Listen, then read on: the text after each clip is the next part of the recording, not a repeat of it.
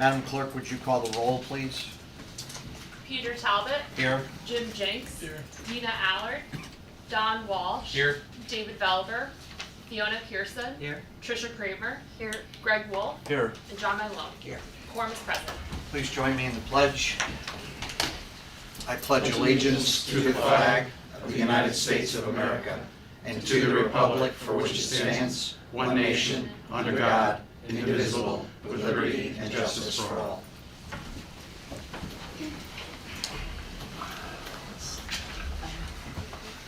And with that, we move into item number 3, the proposed fiscal year 25-26 capital budgets, and I will turn it over to Mr. Kimball. All right, thank you, Mr. Chair. So tonight we're going to be going through the Public Works, Public Property, WPCD, and engineering projects. Obviously, it's very capital heavy. These are capital heavy departments. Tonight we're going to mostly focus on the first year. I know I left you with a lot of materials last meeting. If you have questions or if anything that you've reviewed from that you want to go back to, we can certainly do that as well. But I do think we'll probably have more than enough for the evening to cover in just the first year projects. And again, we can go through, and if we have time maybe at the end to go through the years 2 through 5, if there's any specific questions on those. But I will just direct your attention before I invite up Dan Bombero first, if you want to start coming on up here. The document that you have at your seats will look a lot like what I handed out last week, except you'll see a little yellow square on it in the corner here, so you know it's a new one, and it says updated 7/7/25. This now has that column, which you'll remember was blank last week. I took a stab at updating that for what we're now proposing that's different from March 10th when this was last delivered.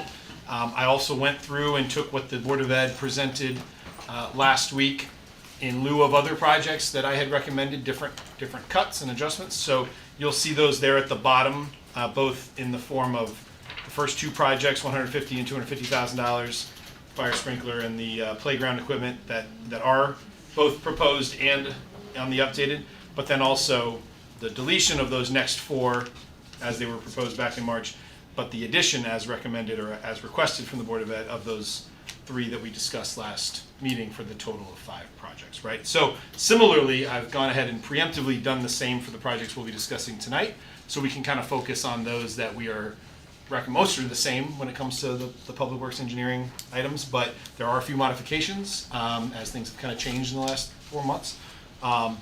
So this would be kind of a good document to follow along with. I've also put it up on the screen if anyone would prefer to, or if the public wants to be able to see it up there. Anyway, happy to answer any questions, but I think for tonight, and I'll also be announcing sort of as we go along where you can find the project detail sheets for each of these items, what page those are on. I have a list of those if you want to consult your vertical budget book as well. So I think with that, we'll just get started if that works for you. Yep. We'll start with public property and general services. And I will have Dan kind of walk through some of these. Dan will also be presenting. Merrick couldn't be here this evening, but our assistant town engineer, Phil Straker, is here. He'll be able to answer some of the questions on road repaving and bridge projects. And also, of course, you remember Dave Milano, our superintendent of the treatment plant. Here, obviously, he'll probably come up when we talk about the WPCD items. Okay? So with that, now we can really get started. Jumping into Senior public center. property, we have in year 1, we have $25,000 in for the design work associated with the parking lot replacement at the senior center. In typical form, we would generally, in most circumstances, just move forward with a capital project for replacement of a paved surface. In this case, we're going to be looking a little bit deeper at adding accessible parking stalls, looking at the structure of the retaining wall behind the property to assure that what we're constructing in its place is both what the facility needs in the senior center fashion. The minimum amount of stalls for handicap accessibility is something that's been brought up over the years as a concern by the staff at the facility. And with that, the retaining wall is aged and in need of some evaluation and perhaps design for reconstruction as part of the larger project, what we'll be looking at in year 2. Does the senior center parking lot, does that go all the way down to the restaurant, or does it stop somewhere? It's two levels. Two levels, the upper level. Towards Stop and Shop? It goes behind part of the fire department, and then it does go down almost all the way to where the old turnaround from the road was. Are you looking to make it like a flat?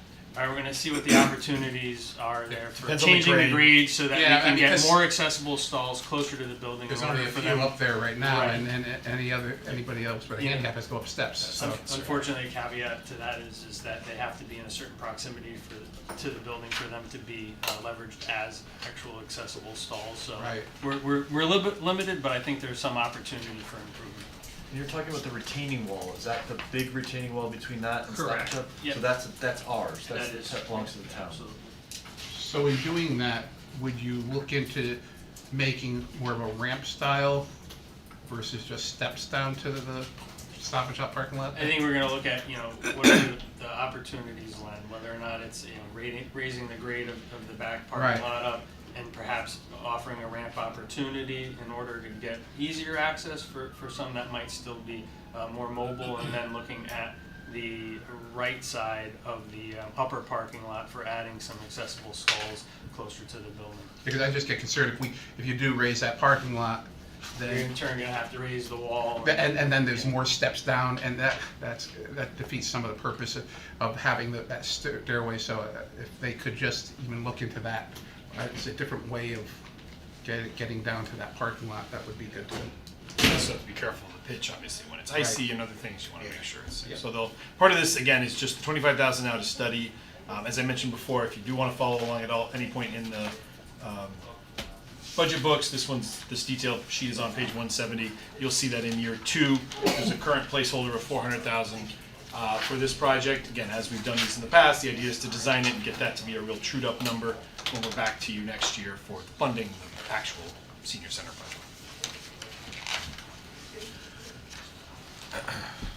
No questions on that one. We could look at the next line.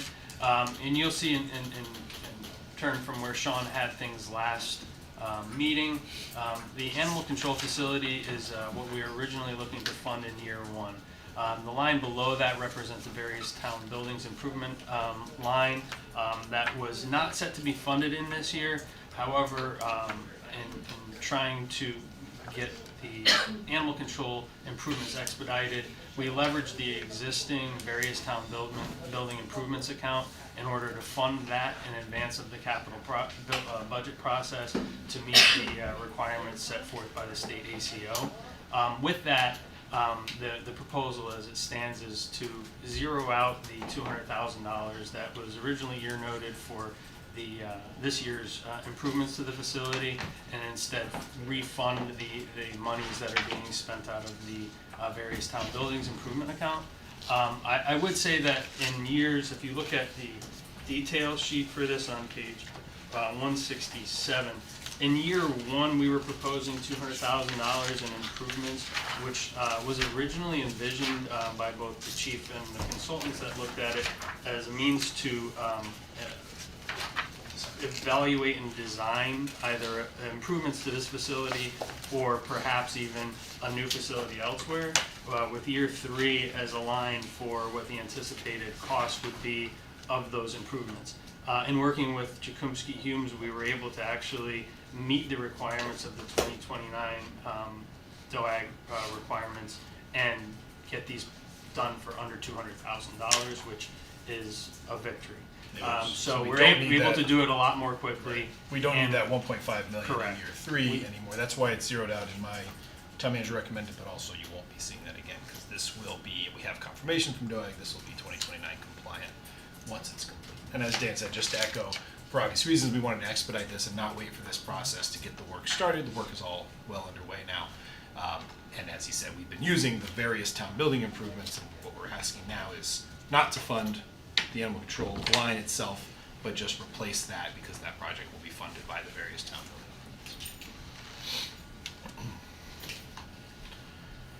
Okay, then we skip down. Oh, Dan, sure. Just before you go on, so the $200,000 is for the various town buildings, there's nothing slated for that, that's just money that you have in case you need it? So that's some. money, yeah, so there's additional improvements at the dog pound that we would be looking at. There's, in this case, we just lost a ductless mini split at the Public Works garage in one of the locations we're gonna have to fund. We're troubleshooting an issue with one of the units at the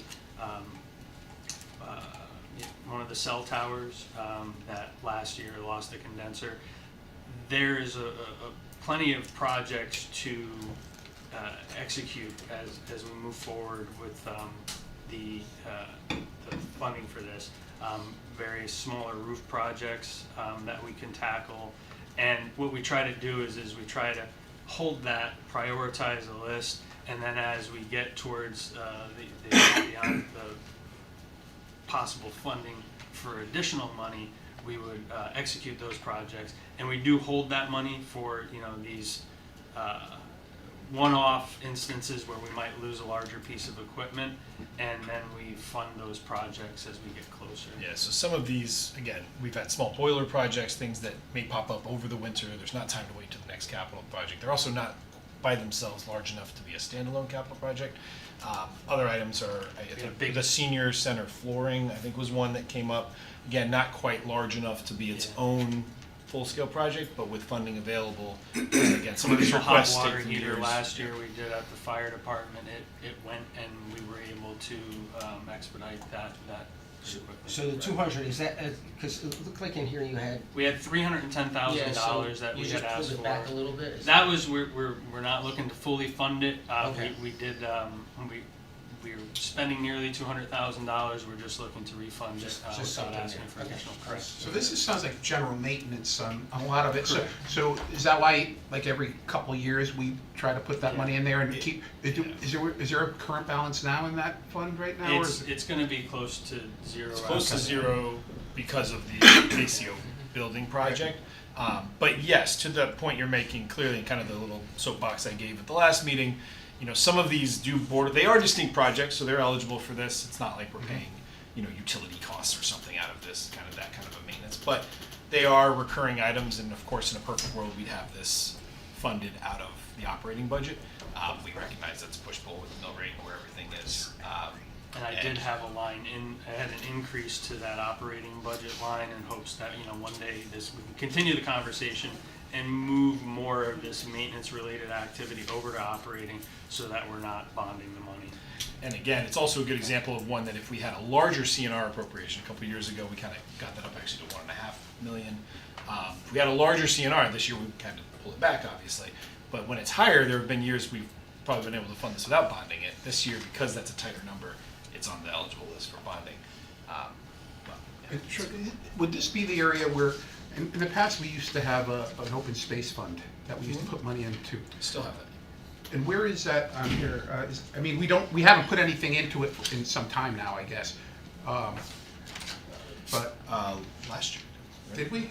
Yeah. Last year we added to it. Not much. Not a lot. Yeah, we have very little in it $100,000. right now. I just want to see if we, because in light of, everybody worrying about the farms being bought and everything else, if we don't have the money to buy it, then, and if we have a need for it, if we had the money available, that would be good, but. Yep, absolutely. We have, let's see, we have the current 5-year plan. I'm sorry, is that under this category, or is that under a different category? Or, I don't know what category. No, usually it's under planning and development. Yeah. Okay. So let me look back. Planning 250, I think we moved it out 1 year. There was 250 requested, and we have 250. Must be under CNR.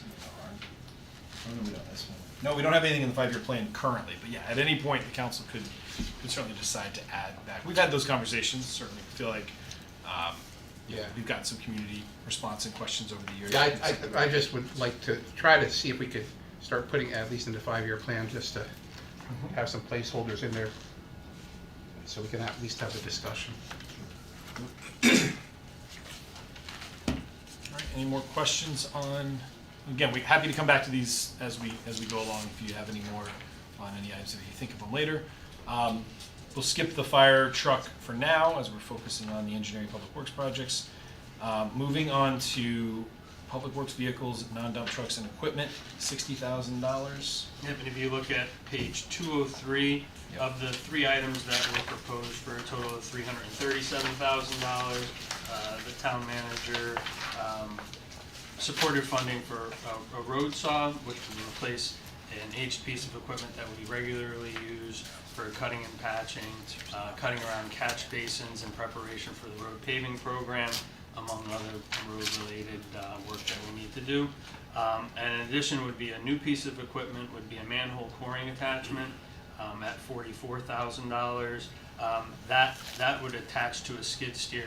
At present, we're contracting services out for coring of manholes after paving. That's at a rate of roughly $1,200 to $1,500 per structure. In order to adjust those frames to the new road surface, instead of paving a road to meet the existing elevation of a manhole frame, which doesn't give you necessarily the desired finish. It's something that's been adopted as the state for the way that they're adjusting their structures. And it's something that we see as a good opportunity and investment for our crews to be able to take on action with. So you said it would cost $12,000 to do it Typically, it's to $1,200 to $1,500 per structure. per structure, and how many, like on a, Any, I mean, how long, depends, how you far know, apart are they usually? it's dependent on where we're doing the Yeah. paving, Busy road. but I mean, even if you did 10 a year, Yeah. it would add up pretty quickly to that bottom line. It would 12,000 pay for and- itself pretty quickly. And the life of this machine is? I would 10 years? guess it's probably 10 years. I mean, obviously maintenance on the head itself, but it should last. Do you know how many times it was used last year? We rented one last year. No, we hired a contractor How- to do you do know how the many service. times we've I rented? know, Phil, you don't recall hired? any rough numbers of. Of course I do. Yes, you do. How many did we do last year? 16 last year. 16. 16 at $1,500 a pop. Actually, it was a little bit more because we pay more when we do it on a state road. So that's half So- the money right there. Yeah. Per And we year. gotta do it again this year. So in 2 years, it would, 2 to 3 years, it would Yeah. basically make up for the purchase. Yeah, Absolutely. we gotta do it. And it's good for 10, so 2 more times. it would owe us nothing for 5 years. Yeah. Give or You know, take. Yeah. It would pay for itself. When the state did Route 10 from whatever, Stony Brook down to the high school or whatever, do we have to do those manholes? So, yeah, we have to cover those manholes. Anything in the state right away, we would actually, it's incumbent upon us to actually pay a contractor to do the ones in the state right away that are part of the state paving program, because the state actually has a refund process. They'll refund us, not in all cases 100%, but they will refund us for raising the structures in the state rights of way. This would be used in the public rights of way for all of our paving programs. Okay.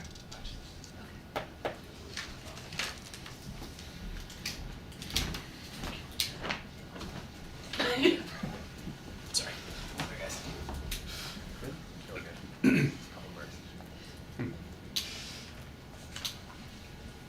And that's the 2 items that were supported. And you can live without the other things for, The only one other other thing was, was backhoe. backhoe. The backhoe. Yeah. It was $278,000 And understanding the current, fiscal year. fiscal realities, we can certainly, hold out another year. That is something that's regularly used. We did not get the excavator last year, and then we're comfortable in the size of that excavator that we didn't get last year. We're more comfortable in renting that larger piece of equipment as needed for specific projects. The backhoe is something that's used regularly during storm events for cleaning. It's something that we use more readily than the excavator. okay. All right, Brown's equipment. Page 205. That is a total of 127. We round up. Yeah. So the utility vehicle is an item that's used across all of our parks facilities. We have a more aged piece of equipment at Bartlett Park, and with the expansion of that park, I see it being readily used at that facility with the expansion. We do now have 2 maintainers that are in and out of that facility with summer help pretty regularly, so having that second piece of equipment would be helpful at that and other facilities. The tractor that we're looking to invest in is a second Ventrac unit. That unit is used both for mowing and for sidewalks. The attachment that the highway crew would be looking at getting for that would have a mower deck that's more capable of mowing steeper slopes, which would be helpful in certain applications. And the new piece of equipment, I think we briefed on this last time and Don asked a question. That was it's not a synthetic turf reclaimer, but it is a piece of equipment that would be used for aeration in conjunction with redistribution of material as part of the improvements that we make regularly to the parks, specifically Quinnipiac Park has been where we've targeted the efforts with the aeration. That does come at a cost of, I think it was,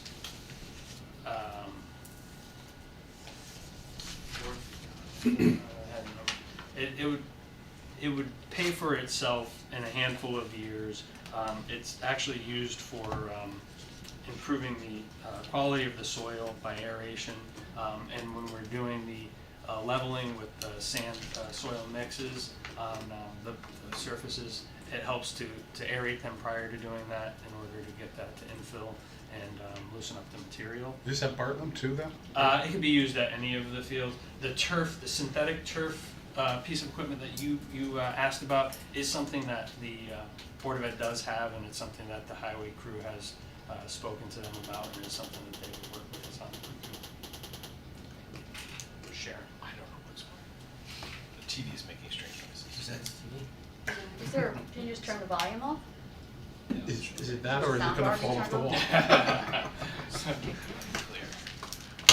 So Dan, on the aeration machine, what would you use that at the end of the season, beginning of the season? You don't use it all season, right? No, you would use it typically once a year, and you would use that in conjunction with other applications on specifically Quinnipiac Park. I know the fields at McNamara haven't been tended to in years because of the costs associated with the maintenance, as well as Bartlett Park. They've specifically used it at Quinnipiac Park because, again, of the annual cost of having a third party do it. This would give us an opportunity for our crew to be more proactive in aeration and adding to the quality of the soils in the. So this isn't a piece of equipment that goes on the back of a tractor? or It is. something It like that? attaches to a 3-point hitch.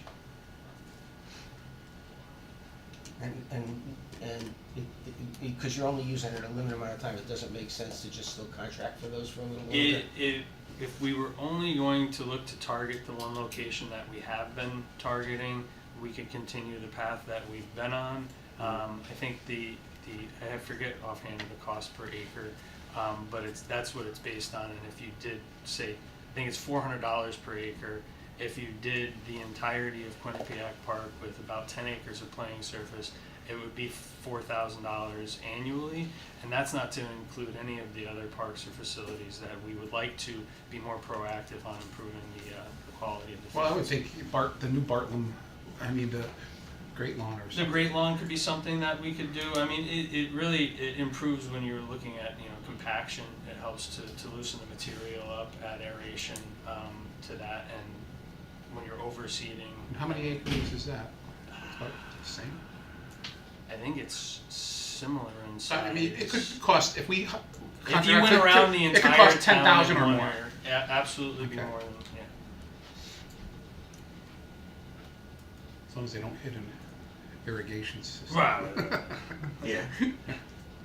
They do have a lot of that programmed into the mobile robot now, and they're Yeah. able to set that out, and it marks around all of the heads. But you think this is definitely a more efficient approach? I think it's more efficient, and it also, I mean, at this point, we're we're at the whim of the contractors that we use. Right now, we're waiting for somebody to get over to Quinnipiac Park to start working on fields 3 and 4. And at this point, I'm forced to almost wait until the middle point to end of August, where I would have liked to get out there after the spring season was over. And because of their availability, we're pushed out to do the program that we set out to. The problem is, particularly in New England, everyone wants them at the same time, Yeah. right? With spring, the first few warm days come out, we try to get someone out to work on McNamara or somewhere, and there's thousands of baseball fields across the state that all want the same thing at the same time. Yeah, if this was just gonna be for just Quinnipiac Field, I'd probably say no, but for the other fields, I think it's good for to do the other fields too. Cheshire Park. Yeah. Sounds like it'd be useful after the fall festival too, because the compression there is probably But big. this is one of the reasons why we also raised the prices for some of these groups, because we know there's expenses. I mean, this is one expense right there. Right. That would normally cost $4,000 a year just to iterate the field. If we have this, I don't know if it's something we can use on some of the Board of Education facilities as well. I mean, some of those fields are Charge that. For a fee. for food. Some of those fields are. Absolutely, are I mean, really I don't struggling. think I don't think there's been anything done to restore those fields in some time, Yeah. aside from regular methods. Okay.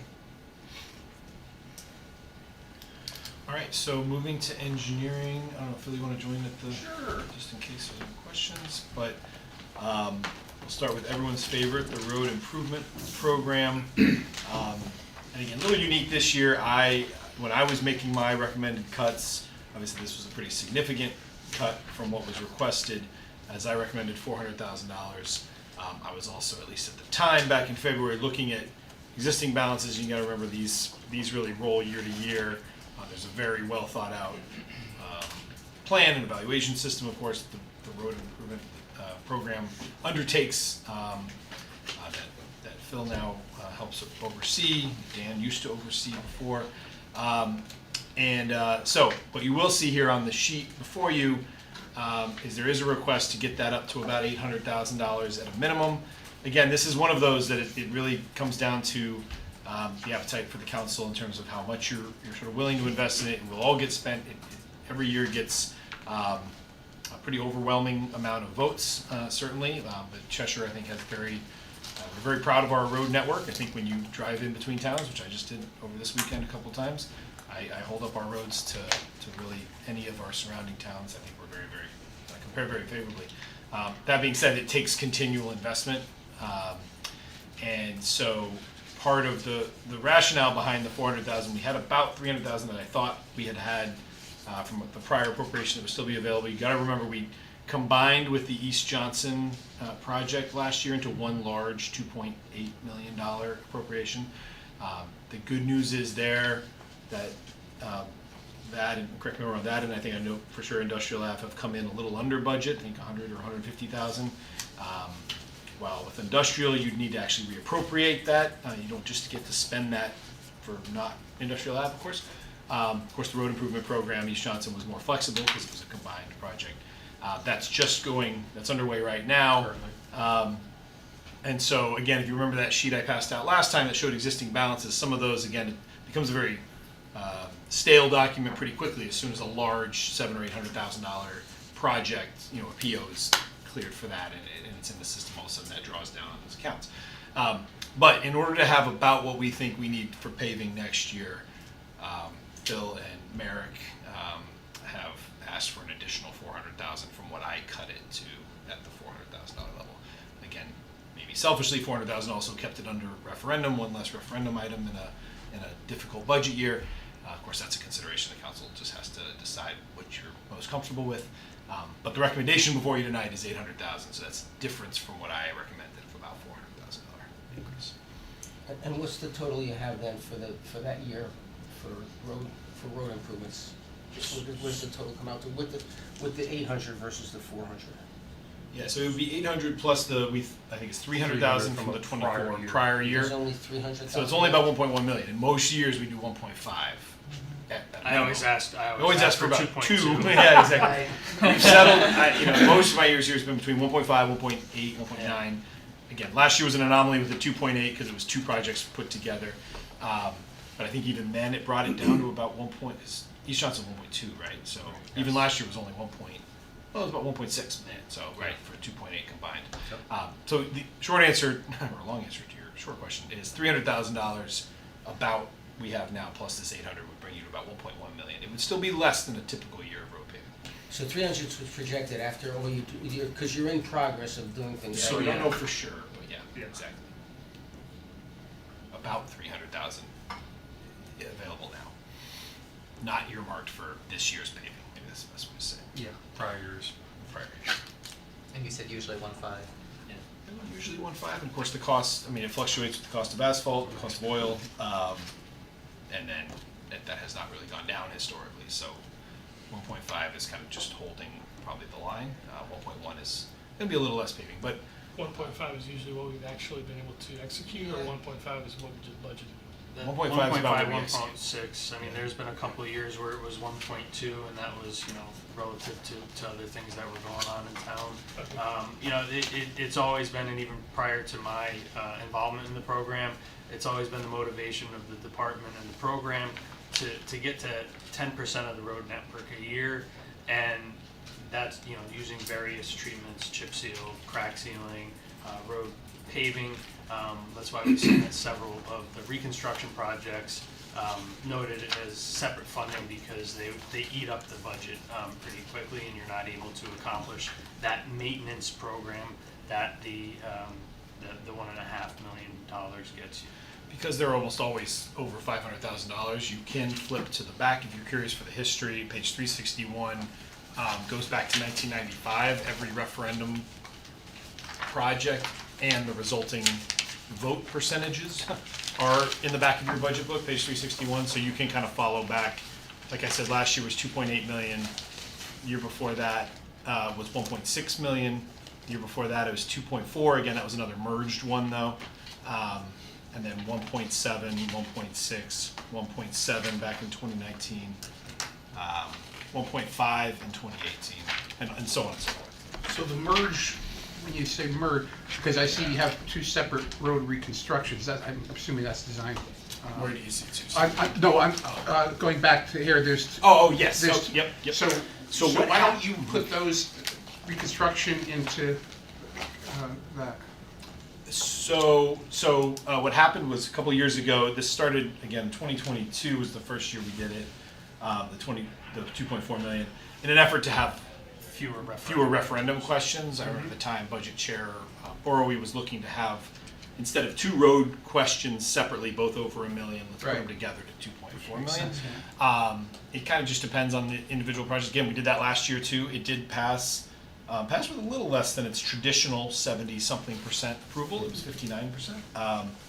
But nonetheless, we've never had a road paving project fail either. So I do think there's a lot of community support for them. But, And to your point, Don, is as these continue to take shape, if it was desired in the year for construction, if you were going to put them both into the same year for construction, you could certainly look at combining them at that point. Right now, you're looking at funding the design of the projects, so it's less critical at this junction to aggregate them together. It almost makes sense to leave them apart until you're pressed to join them together. yeah, it's a great point. So what Dan just said is exactly right. Those reconstructions, we kind of call full depth or kind of redesigned reconstructions, are different than what is traditionally under the road improvement program, which is really just, in its best case, probably mill and pave. But also remember, we fund chip sealing out of that and any other projects. But this 50,000 is basically design. That's the design. So next year, You'll have a would full the- idea of the cost of the project. will that be then put into the road improvement part, or it could, depending on what it is? Both of those projects will be Would probably be full standalone, depth separate. replacement. I mean, But the council could decide to merge them. Okay. Yeah, until we get a complete design, it's a shot in the dark on the estimated construction costs. So depending on what they both come back at, it's maybe viable to combine it all with the paving program, it may not be.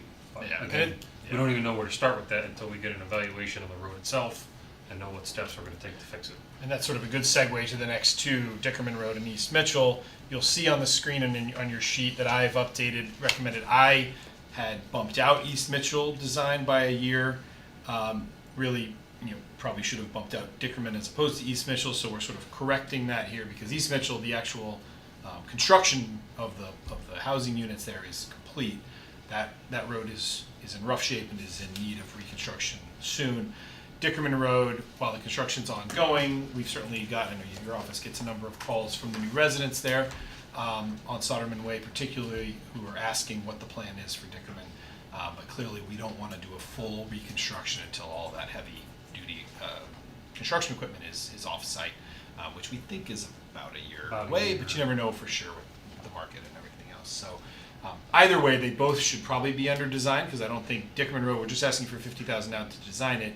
That construction would be next capital budget. Even if we got that appropriation then, it's within that next 12 months that we could be doing the construction. So I think they both should be under design sooner than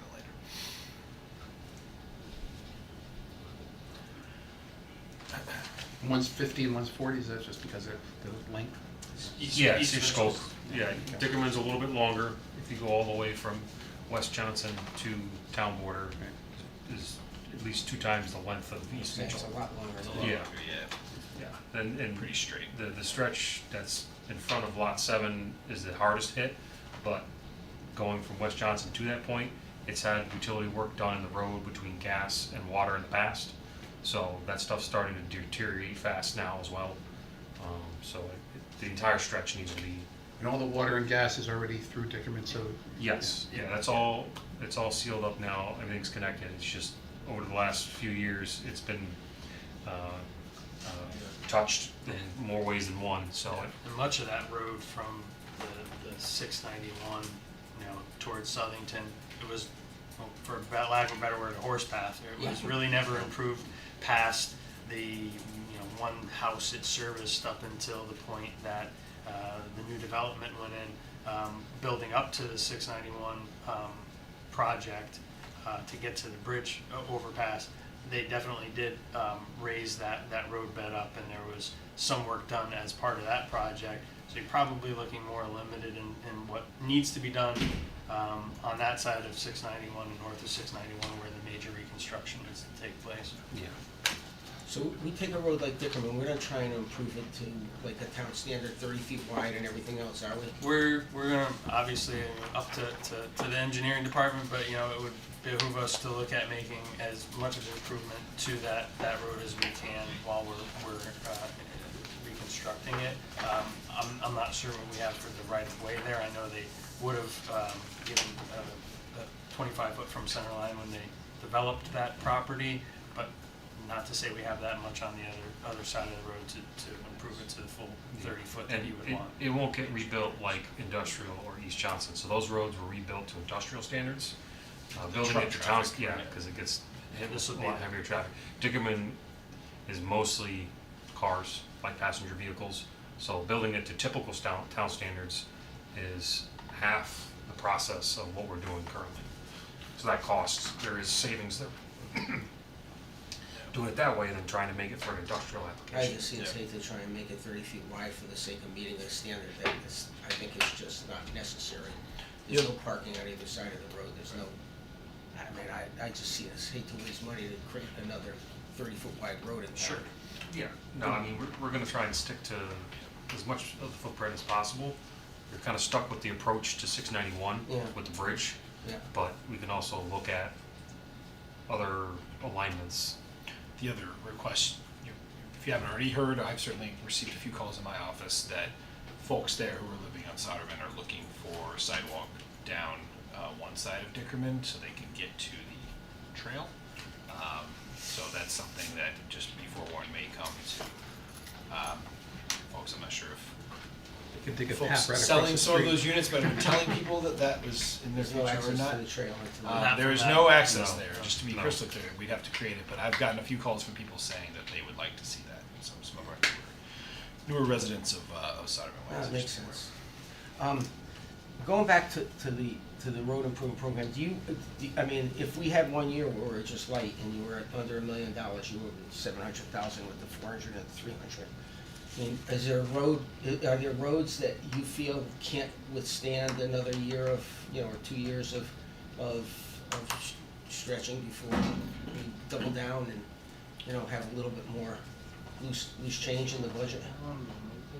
I mean, Do you know candidly, how there's plenty of work to be done. Just- I mean, yeah. there's not a shortcoming, with the road maintenance aspect that we're really leveraging, it's really not looking at the worst road, it's looking at the best roads and trying to keep them in the condition that they're Yeah. in before they deteriorate to the point of needing reconstruction.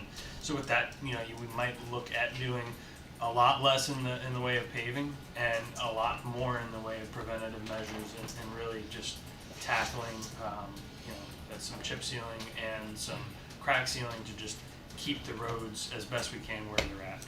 And that's it will work with whatever is given to us, obviously, but that understand. would be the way that we would have to look at it with the cost of asphalt would be No, really limited. you've done a tremendous job, and there's no question about it. As one person, I would prefer not to have another referendum item on this year if we can avoid it, that's all.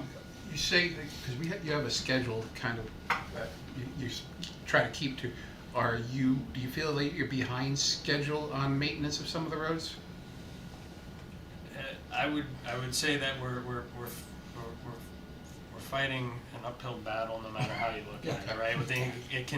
Everything continues to deteriorate, costs continue to go up. Well, I know we we've try to taken work some money within away those- from Yeah, we try to couple work times. within the confines of the funding that we have available, and we explore other opportunities to preserve the roads. Phil's started to take over and is doing a great job at really targeting which roads we're looking at, and we're looking at from the date that you pave it, 3 to 5 years later is when you're looking at starting preventative measures, because that's when you start seeing enough cracking on these mill and pave roads to look at crack sealing them, which is good bang for the buck, and then followed by that is the chip seal, which everybody loves, but it is the absolute best bang for your buck in terms of sealing the roads and giving them a fresh wearing course that will last for 3 to 5 years. I know we've had this conversation every year, and it's a tricky one because at the end of the day, not every road is created equal either, right? We have some cul-de-sac type roads that aren't going to get the wear and tear, but we also have some cul-de-sacs that are really starting to. We've actually had to start targeting some of them. Now, often we like to pick those up when we're doing nearby paving. We're trying to maximize every dollar. So if you're doing, whatever, Lanyon Drive, maybe you're picking up a couple of cul-de-sacs nearby or whatever because the crews are there and there's economies of scale. But, it's the age-old problem. We have how many miles of road? 153. 153 miles of road. So even if you had just paved them all on just a cycle and we're only going to mill and pave, right? 153 miles. If a road lasts 20 years, right? You can do the math and realize you got to be touching 8 miles of road a year or something like that to get to 8 to 10 miles of road. 8 to 10 miles, or then you're going to get 160 miles of road, right? So that simple math of what 8 miles of touching a road costs is well over 1.5 million. Yeah. So it is an And uphill battle. we've increased now. Since 2014 when I started, we've increased. We were at 151 miles of road when I started. So we've added 2 more miles of road. And while you don't have to touch those in the short term, you do start having to look at those for preventative measures within on a new construction road 5 to 7 years. Is likely we're going to start seeing some preventative measures. Yeah, and I hear what you're saying, John, but it is gonna be cut by almost a third. We're looking at a $400,000 cut, and if this maintenance is going to be long-term savings, penwise. Again, we How much completely should- understand the Yeah, look, we understand the constraints on the fiscal side of things. We're not saying it's not a necessity. It's just, if there's an option to, we'd love to explore it. It just it keeps us on track with the current deterioration rate of our roads. Right. You may not feel 1 year of kind of a skipping of a year that significantly, but clearly if you then did it again the next year, Do another 400 then next you start year to and look. another- So, and we've also had, I know this was a conversation in council a couple years ago, we've had a lot of state paving in town, so that's, I think, kept the overall feel of our town a little fresher, with all the state roads pretty much being touched with full mill and pave recently, but no, everyone here is very cognizant of the fiscal reality and also balancing what's always been a very well supported, at least at referendum, project every year, so it's, Do you have like a per mile cost of the paving for average road, like is it? Not in the per mile, more per square yard. yeah. That's Probably we come up track with it by how they bill it, Yeah. more than we do by I'm just mile. curious, because I mean, if you say 8 miles, a year at 2 million, 2.4 million, that's what, 300,000 Yeah, I a mean, mile. the square yard, to Phil's point, is how we measured it, and, you know, if every road was the same in width, it would be an easy measure, but, you know, your square yardage, you know, if you go from 30 feet to 28 feet or 26 Yeah. feet, that changes pretty substantially. Yeah, no, over I'm just a looking mile. for an average, it's, And they use different methods too, they use chip seal and Right, overlay right. and things like that. The one thing, and I'm fine if the rest of the council wants to just go ahead, I do think it's the right thing to do long term, I just, you know, I'm not convinced that 1 year is gonna affect, I mean, I know of roads that were on the plan to be paved, and then they were taken off, and they're still not on the 5-year plan, so I mean, sometimes we see roads that are gonna get treated that probably could last a few more years, and you've even, you know, shown that, so I don't think it's an exact science, I'm in this business as well, it's not an exact science, No, it's not. I think it's an important process though. I do wanna say one thing, I say it every year, and it never gets any traction, but I'm gonna say it again. I would love to see us reevaluate the width of our roads and go to narrow roads, at least in our 80 subdivisions, maybe in our 40 subdivisions, maybe in the smaller lot subdivisions, you need a 30-foot wide road. I've asked it over and over again that the planning team look at that.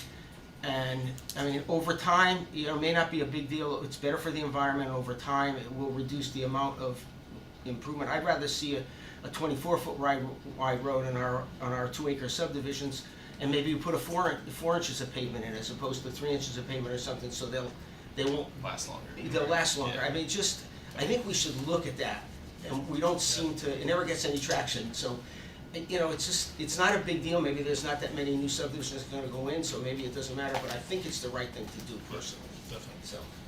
Isn't that a planning and zoning thing though? Yeah, I was gonna say, is that planning or Yeah. zoning? Yeah, we'd have to change that. Yeah, but Dan can broach it with Mike yeah, and, you know. absolutely. Yeah, they're going through the POCD now, obviously, so that's another opportunity to maybe. It's just that, you know, something that I think we can look at as an alternative, because the 30-foot wide roads are wide in some instances. Yeah, for a small. Well, especially on, you know, a 1,500-foot long cul-de-sac, having a 30. then we have to find the funds to And then you pay have those. side- Then you gotta repave them, yeah. Then you have sidewalks on Yeah, both sides. Yeah, so it's just like. Well, and to John's point, so when is the POCD, what is the timeline right now with that?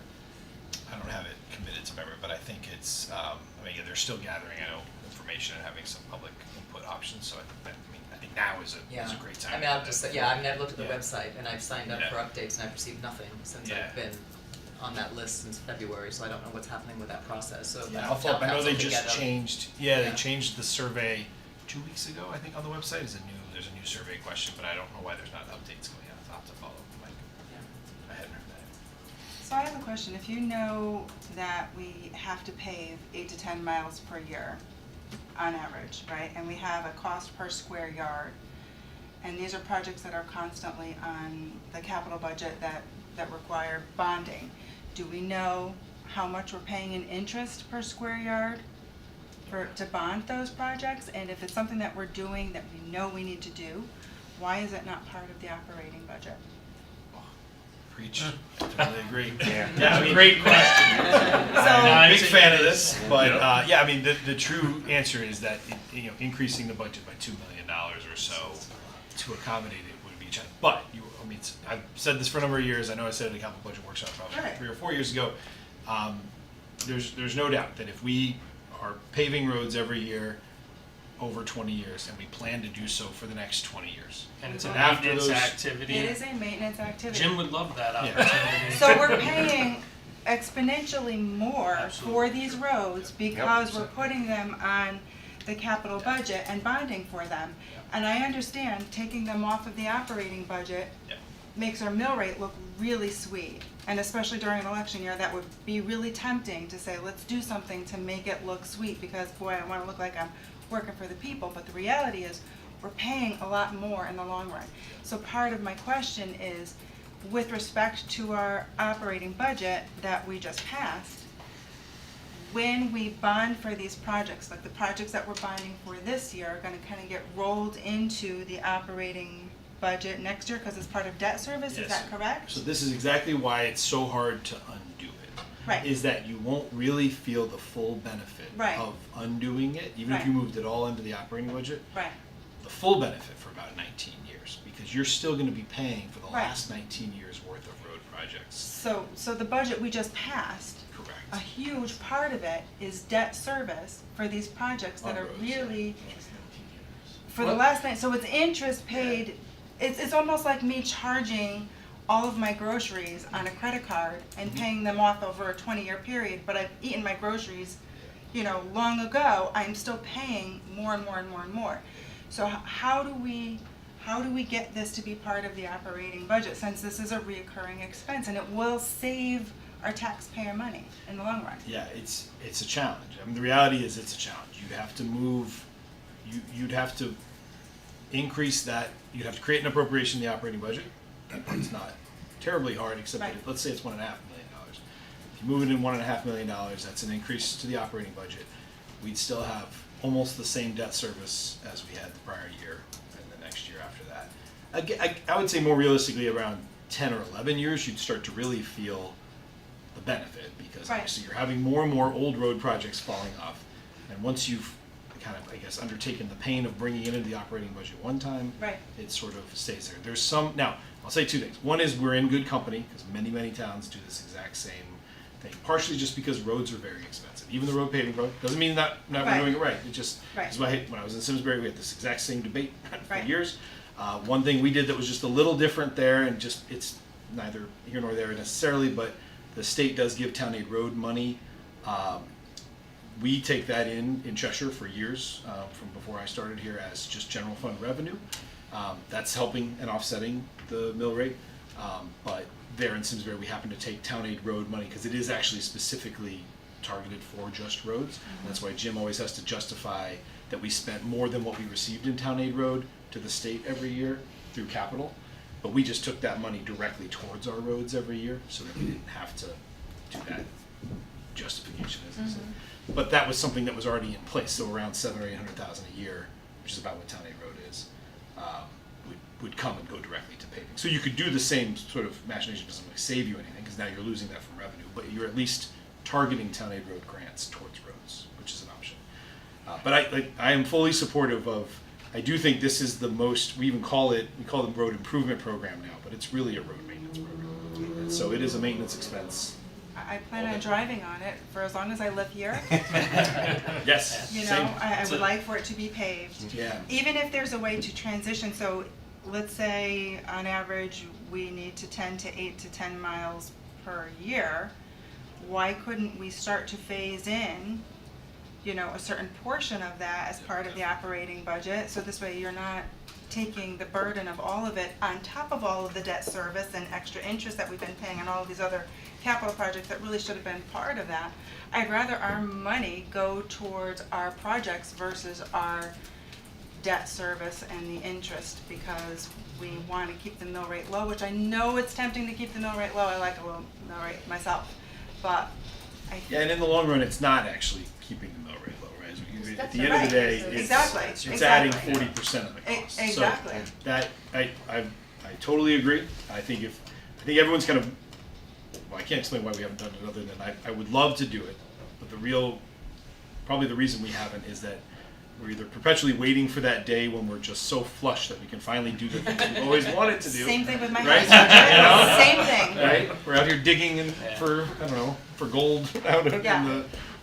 I think there's an opportunity to move but- a lot of things out of there. We successfully moved out trees last year. It's Yep. a smaller number, Yeah. lower hanging fruit. We were able to do Right. that. We're carrying that forward this year. Right. This year I had in budget to move that various town buildings money into an operating budget in a small increase to kind of carry us through. If we did, I think it was $60,000 in increase this year to carry us through until we got to the point of increasing that number enough to where we're covering it annually.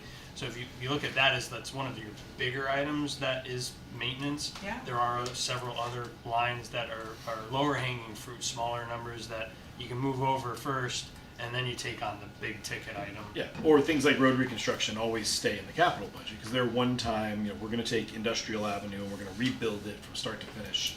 But the annual paving program just becomes a program, like any other program we have in the operating budget. The amount of cumulative interest Yeah. on these projects is astronomical in And- interest. Yep, and Because that, for you know, what, that. $1 million, if we bond $1 million over 20 years, we're paying back 1.4. That's right.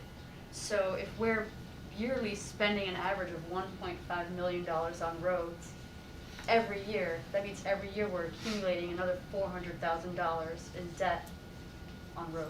600,000. Oh, because it's, If you're because doing it's 1.5, 1.5, you're, yeah. yeah, you're 600 you're grand spending a year. 2.1. That's at a Going to 4% interest. interest rate. We've always Yeah, used that in the that's a chart in 4% here, interest rate. which, well, and we get that at least on borrowing. But for years, that was one of the things, I always thought the 4% one was very conservative, because we were borrowing at 2.6, 2.7. Yeah. Still, it's 270,000, it's not Right, nothing. it adds up. But now, in a high interest rate environment, that 4%, to your point, it's been more and more realistic. We're getting right around that when we're borrowing. So it's a real, It's unsustainable. it's a almost. goal. Every Love to see. bond is 20 years as well? So that's the Cheshire's And so the road only tradition. lasts 3 to 5 years, but we're paying for it for 20.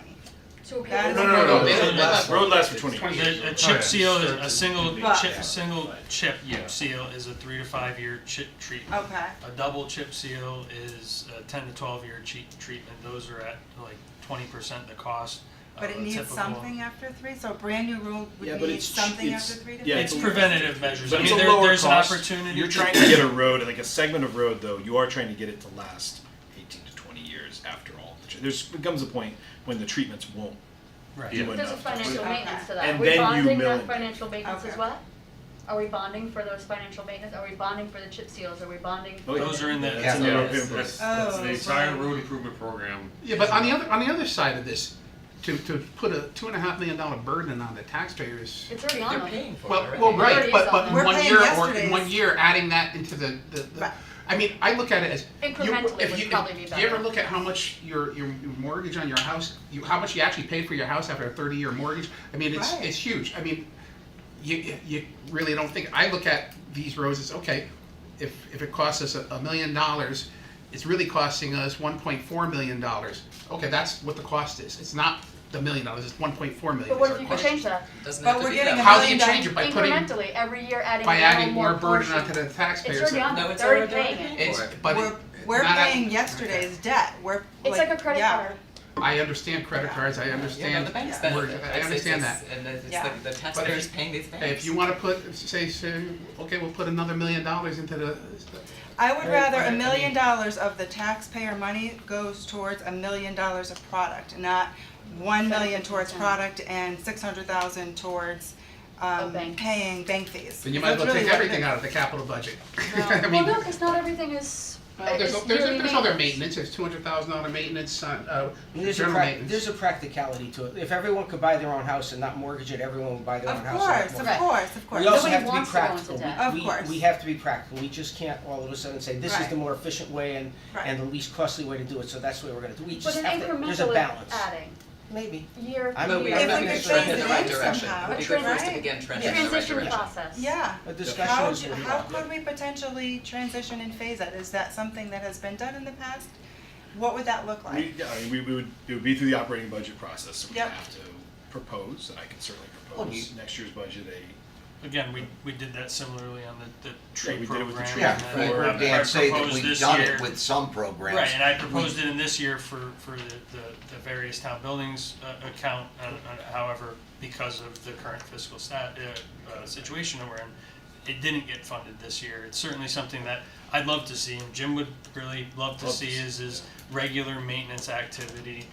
You know, you could look at in year one funding money that's directed at the crack sealing component at it, which is the step one, if you would, in the term of the preventative measures that you would take.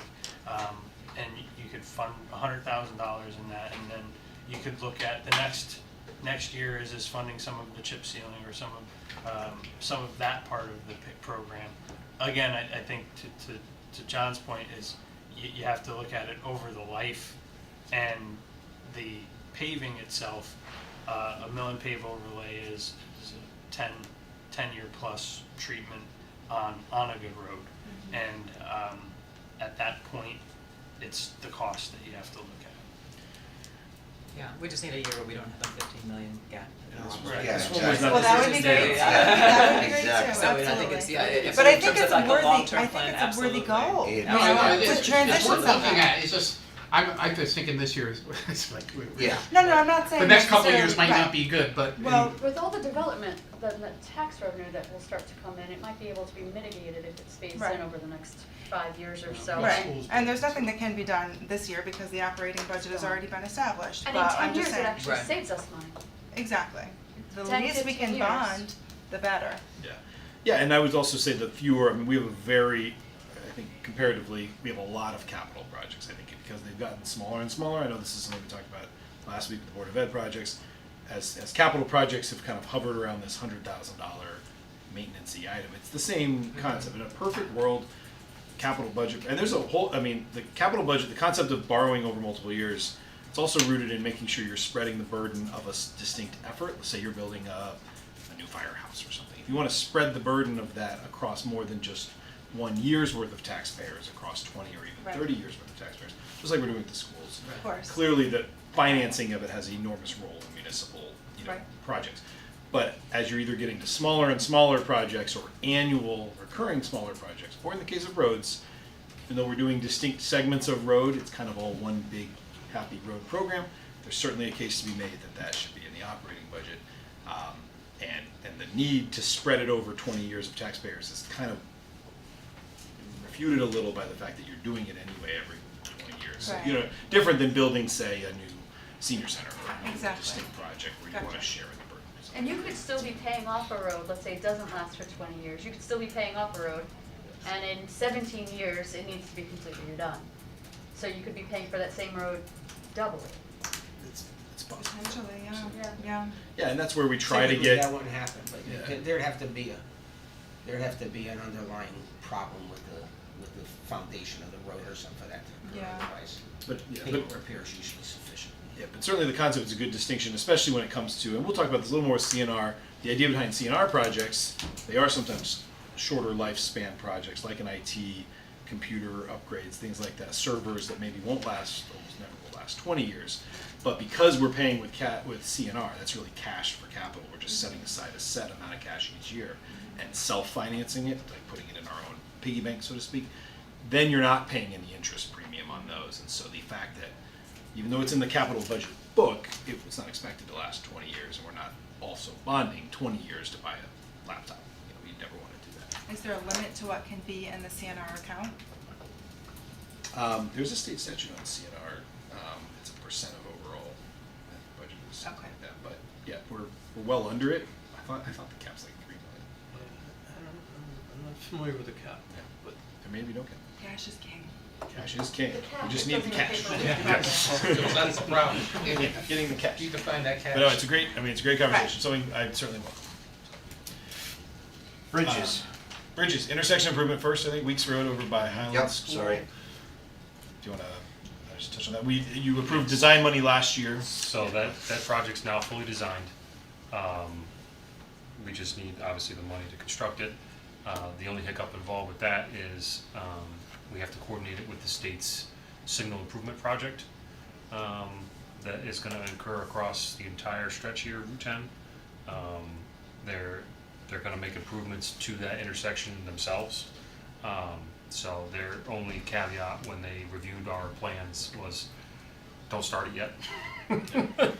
But they're gonna start their project next year, so we'd like to, What will they do to that intersection? so they're putting new traffic signal equipment, Right. mast arms, signal heads, new traffic cabinet control equipment, updated push buttons for crossings, making additional crossings that aren't currently there now, as well as realigning and making the sidewalk ramps ADA compliant. And we're actually widening that, right? So on the Weeks Road approach to Highland Ave, we're adding a dedicated turn lane Turn to the lane, right yeah. that allows for a large queuing storage area of vehicles.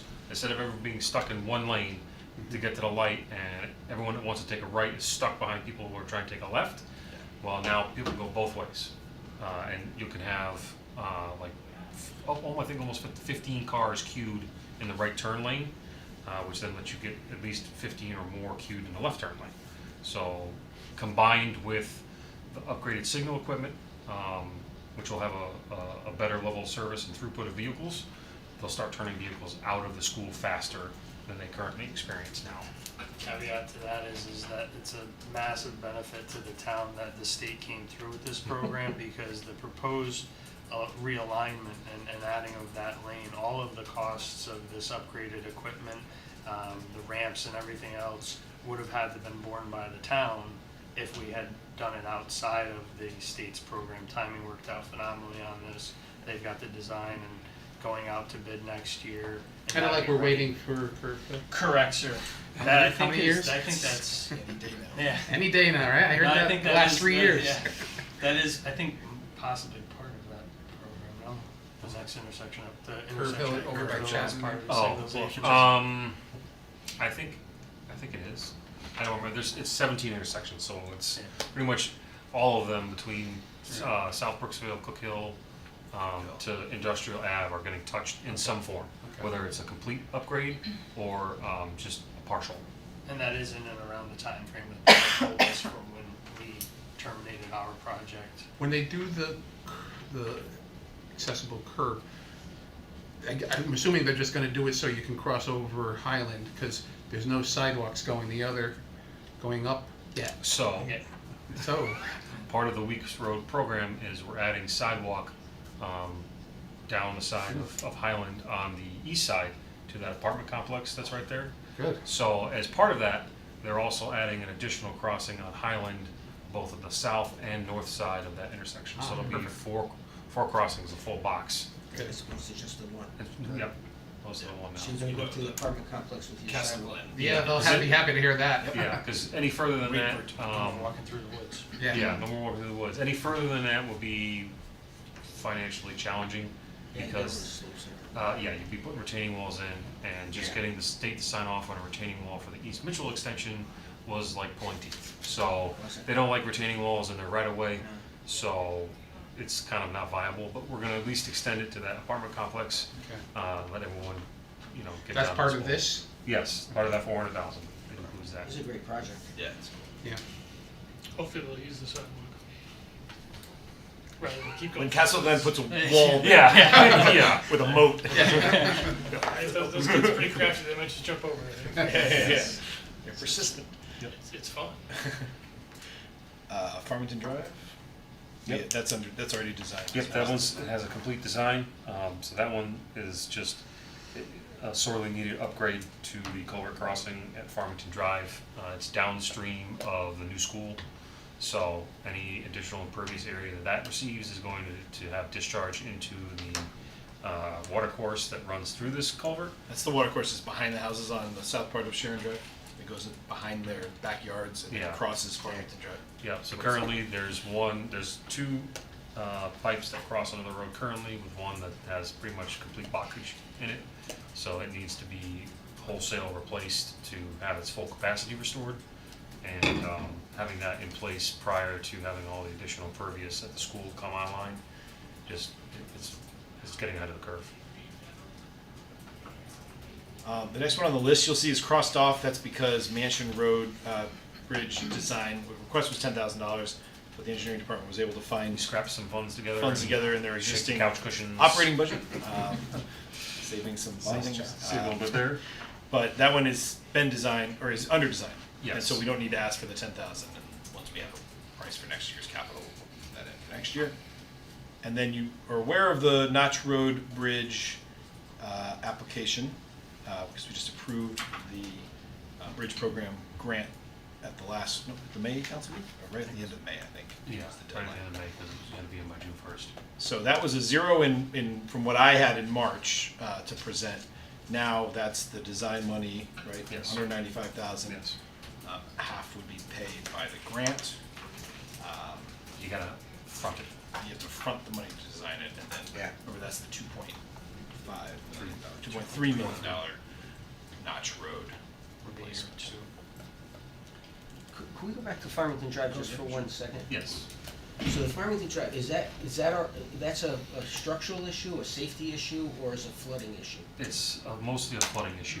It's an existing flooding issue? Yes, yeah, so the residents on both sides of the road have been having issues over the last few years where when we do receive the 100-year plus storms sort of back to back, and with a saturated ground, their basements take on water, the whole side property, it fills up because it doesn't have its full capacity currently through there, due to numerous things between materials, sand washing through it, just lack of maintenance in general in the past. So it's not going to have a massive increase in capacity in its replacement, but it's taking the old CMP pipe out, putting in RCP, fixing the head walls, because currently there's not really much of a head wall there. So re-supporting the sides of the road with the head wall, just overall improving its functionality. And just, I'm sure it's, an important project over time. In the short term, we can't do anything with maintenance, getting in there, cleaning out the culvert or anything to minimize the I flooding think problems? the, If it's not, I mean, you can put a Band-Aid on anything Yeah, if we no. have to. I'm just but asking a I question. think the valuation on the blockage by the engineering department was that it was in need of replacement. I think the condition of the end walls and the head wall, anything that we would do would be temporary. If it had to get pushed out a year, I think we could definitely do preventative work on it to keep it from getting any worse. I don't know that we would be able to remove the blockage from the line blockage is successfully. just sediment now? It's sediment, it's rocks, it's debris that's been set in there for some time apparently. Yeah. And it looks like I think it was the elevation of the second pipe, right? Yeah. One was elevated higher than the other, so the main pipe is well silted in, while the secondary pipe is where it's backing up to before it gets flow. Again, we could certainly try to improve the condition. I'm not confident that we're going to be able to mitigate in its entirety the issue that's taking place. I don't want any resident to be, having problems longer than they have to. If it's not safety or structural, and if there was some way to kind of get rid of the flooding issue short term and try and push off. Yeah, to Phil's point is like that concurrent 100-year storm situation. It's not every storm that they have issues, but it's been frequently enough that it drew their attention. It was And I just pulled the map up on the screen so you can see it, but this is that overland. You can see kind of the dark line in the back of these properties. Yeah. That is the overland sort of channel. Yeah, that's your channel. watercourse there. You'll recall this is the construction entrance to the new school. They had to build a culvert over that channel here for all the construction to go on in the back. So this is the back of Norton. So the new school is going to be right here. Yeah. So I do think also though, with all that construction kind of affecting the neighbors and neighborhood there, that I think making sure this is well functioning. I know that the drainage plan for this school is kind of counting on this area there they're to some degree. discharging into that. They're discharging watercourse. into there, so I'd hate to see that exacerbated if we're gonna have a new, new system there. So was that discussed during the wetlands hearings and things, that this was gonna be done? I don't remember Was there a personally, I commitment wasn't made? there, Do you know? but I don't know about commitment one way or the other. I just know that it is part of the drainage plan, because obviously that's where it goes over to the canal there. I don't know that any promise was made, but I just think that a functioning system there was probably counted on for the development. No, it all makes sense, Sean, I understand. And while the school's probably designed for zero increase in peak rates of runoff, You never know. if when it gets flooded again, the school will be the culprit. Will be That's blamed. always the way Yeah, it that is. shiny new thing on the hill over there. This wasn't happening before that was you. built. Yes, Yep. always the way. Always the case. Yeah. Okay, that's fine, just thought I'd ask. Sure, no, great. Where were we? Notch Road. Not true. Yeah. So again, that's the 195,000. Again, for the overall $2.3 million project. I will say, coincidentally, I received an email this afternoon from a reporter at the Hartford Courant asking us to comment on the town's successful receipt of that grant, which we have not been noticed of yet. They are And in the so future. we are trying to see if there's a press release forthcoming tomorrow, so hold out, but that'll be good news that we've received the local bridge grant. If that is in fact true, so we'll see what happens. Stay tuned, maybe you'll see something tomorrow. All right, and then move to WPCD. Gonna swap with Dave. So now, in terms of following along, the detail sheets here are, oops, just lost my page, around 223 in the vertical book. But again, we can follow along this page as well if you'd like.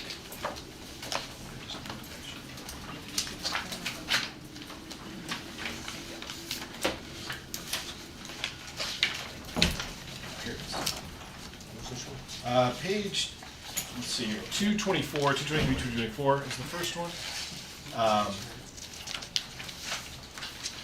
And then here are these. Rick, you have a copy of this one too, Dave? Yeah, I got it. Okay, cool. So the first item is inflow and infiltration, the I&I investigation remediation. Maybe Dave can just give a kind of brief update where that study stands now, and then kind of what the Yeah, next steps are. the study's actually completed. They removed all their meters. They got all the data that they need. It's gonna take Wright Pierce probably till sometime in late August to get us a report, but they did tell us they did find major issues with the collection system, which we knew. So we're asking for funding to be able to repair the issues that are in the report that we get from the meters, where the hot spots are in town, and start lining and repairing the sewer system as soon as possible. Just going off some of Merrick's notes, he stated that we need $200,000 just to cover the Wright Pierce contract for the study, and then the leftover money that we're asking for will be to start repairing any of the major, issues that they found. So you'll see that in that first column, I had the 200,000, as Dave just said, that's enough to finish out. Remember, we're fronting the money for the design of the study, but this is part of that state funding that we're seeking, clean water funding for the overall remediation efforts. So the request here in the new bold number next to it of 450,000 would be the 200 gets us a completed report, then the additional 250 would allow us to start taking on those, I would say, sort of low-hanging fruit, the first pieces of the system that can be addressed to stop the most amount of infiltration coming into the system. And this was also part of, we just got an email from Connecticut DEP a couple weeks ago that they did officially close the NOV out. This is part of keeping it closed, is to do the I&I study and to repair the findings, so. So do you know if the 250 will get us something of value? Yeah, Yeah. it'll definitely help us line They've already given miles. me an indication of where you. We don't have a report yet, we don't know where the areas are, but they just said we had major issues. But they're comfortable that 250 is sufficient enough to begin to make Yeah, a dent in the. It'll be a start in a Yeah. positive direction, which is the motivation, from the state is not only to see that you've done the I&I study, that you're starting to take measures, and $250,000, can be used in lining, it can be used in sealing manholes that are, submerged underwater, that are not sealed anymore, broken block, any number of things. $250,000 will be a good dent in that forward motivation, which until they have the report, the total measure won't be known. But I know that I know the photos you sent me around, it was at West Johnson, I think, where there's that stretch that there's a manhole that after some of those heavy rains we had. we just repaired all those too. Some of those either need to be raised up or sealed, where basically river water was Just flowing coming into, into the West And Johnson. this is so important that we it's move on huge, this. yeah. This is Yeah. so. Will Wright Pierce for I don't know what they've been paid so far, but the additional $200,000, does that just complete what they've already been contracted for? Did we not fund that, or is that preparing some type of documents for you to actually bid the lining work and the other work? The 200 is just to cover the I&I study. It's just a That's study, the so total. we hired them and hadn't accounted for all the money we were gonna need for the study itself? It's for the study. Yes, that's right. Yeah. Because we used existing appropriations. we had I&I appropriations previously. I thought the study was fully funded in the It's a past. a reimbursement Yeah. from the state. So it'll be funded, but it's funded through a reimbursement. You have to fund it up front. But I thought we had done that last year. I thought we had totally funded the study when we authorized that. I didn't know there was money we were gonna have to spend on the study still. I'm just, that's my recollection. It's probably a wrong recollection, but. No, I believe this was the plan. We just applied for the funding, we got approved. So we never funded anything? We didn't fund anything. You authorized us to apply. We authorized it, but we never funded anything, right? Okay. We needed to in this budget. And we're using, of the, whatever the total is, there was 2 prior I&I appropriations that we were able to use towards that study. This is the balance needed to pay them. How often will we be required to have an I&I? Every 10 years, or 5 years, 20 years? So a study? Yeah. I don't, as long as we. This is the first one we've had in a while. Hopefully this They've will had be- I&I money long-term that has gone underutilized. I Yeah. think if you, once you get up to speed, is regular investigation, occasionally, maybe every year, setting 1 or 2 meters to get baseline numbers and being proactive.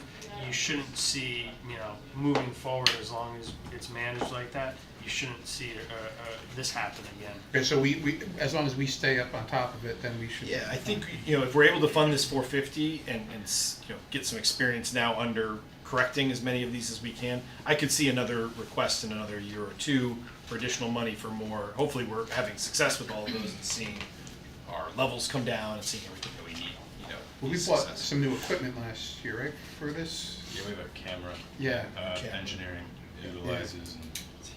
yeah. So that would be used going forward for, Yep. okay. I'm encouraged that they've identified opportunities to reduce it. That's great news. I look forward to seeing it. For the purpose of my understanding, and as well as the people who may be watching at home, there's a lot of acronyms here. Let me just check my understanding. The I&I study, you laugh at me because I feel like I ask you all the time. It is basically measuring the amount of extra water that is coming into the system that the WPCD then needs to treat Yes. unnecessarily. Absolutely. Right? So when you see these failures, it means that there's too much water coming in unnecessarily. Do we know how much that is costing us to treat this extra water, to justify this expense in repairing it? I'm sure you could come up with a round number Yeah. based on, average flows from, the residential and the commercial. But until they have, until they were to come up with that number, it would just be throwing something up in Okay. there. It's a sizable amount of infiltration coming into the system. Yep. Based on what they see. Dave's better at this than I am, but based on what they see in increases during and after major storm events, Right. that's where the tell comes up. That's where you see that there is a measurable issue is when you see those massive spikes, and it some cases it stays there for days. Yeah. And that's where you start to see the need for improvement. What are your increases? I remember our plant is for We could handle 4 million during some of the heavy storms. I saw flows of 16 million. Wow. The water would just overflow the tanks, and you gotta think a pump is just like any other piece of mechanical equipment. These pumps usually run 60% speed. One pump in our influent building could supply the whole plant. When we have storms like that, we have all 4 pumps down at 100% So for it's days. unnecessarily overutilizing Yeah, our correct. equipment. Yeah. Yep. And- And again, it's also affecting a lot of things, like whether Right. or not we have a capacity challenge at Right. the plant, right? We have, in that year 6+, we have a big capacity proposal out there. Well, in a perfect world, if we get all the I&I under control, hopefully the plant is properly sized for the system. Right now, it's really hard to judge that when every time it rains, it's double or triple our rating, our ability to manage. Yeah. When it's overburdened like that, do you guys need to work overtime in order to get it back? So there's It's a massive a cleanup lot of effort after, expenses too. associated Yeah. with this problem. Dave So will be it's a able to worthy sleep at night investment. after you get this. Chemicals, the Yeah. extra chemicals needed, Wear and and tear on it's, Yeah. April and yeah, May of this it's, year must have been a nightmare. It was awful. 2 months of almost straight rain. Yeah, and we have obviously the phosphorus limits come summertime, and one big storm. Our average phosphorus limit in our effluents, say 1.2 pounds. When you get a storm like that, you have to report what you get, and it could put us in the 50-pound realm, which throws almost our whole season out the window, because you can't average it down after that. So it hurts a lot. So spending this money is a worthy investment. Yes. Yeah, Bonding it for yeah. 20 years, is this another thing that, I like, would say this would be one that, Is it it's a going- measurable Yeah, enough this is improvement Yeah. where it's worth it. Yeah. It's certainly worth it, if you had the money in cash, just Right. like anything else, Of course. you would certainly invest it in cash, but Do the we- long-term investment is really there, and it would be a pretty immediate savings. so we anticipate that these repairs will kind of give us some longevity with the system, and then do you know how much to anticipate for like the smaller maintenance, investments that might need to be made after this, like how much that would be, or is it going to be this amount every X amount of years? Right, until they get the full report, We the don't know. That's what you're totality, saying. right, the totality is in there, but the long-term, I&I could be something that's funded in the operating budget. You could have an annual operating budget number that would cover, a certain amount of monitoring and investigation, and that could be paid for in the operating, and then any larger projects that would come as a result could be funded if necessary through the capital process. Seems like an important worthy investment. And part of the report was grant refunded. Right, which is great. Yeah. Yep. I promise you, I'm gonna have another question, like, Oh. wait a minute, I think I get I think you got a really gotcha. good handle on Yeah. it. Thank you. That was also mandated, doing that investigation. Pretty much, yeah, state. Yeah. One of those It was fun- mandated, and then they were unfunded willing to pay, mandates. well, then they were willing Yeah. to pay for it on the back end. Which is, Where's yeah, your fund- Which is even better. which you don't get a lot, yeah. Correct. And in the long term, saving not only money, but environmental issues as well. Win-win. Okay. Filter press? Yeah, the next item is the belt filter press replacement. We use belt filter press to dewater all of our biosolids, which get hauled off to Synagro. The belt presses are currently 36 years old. They were rehabbed in 2015, and Andritz is the name brand. They recommend every 10 years to do a full rehab on the belt presses. Very important piece of equipment here. If we don't have these, we can't remove our solids, which means we're not treating the water. The plant will start to fail again.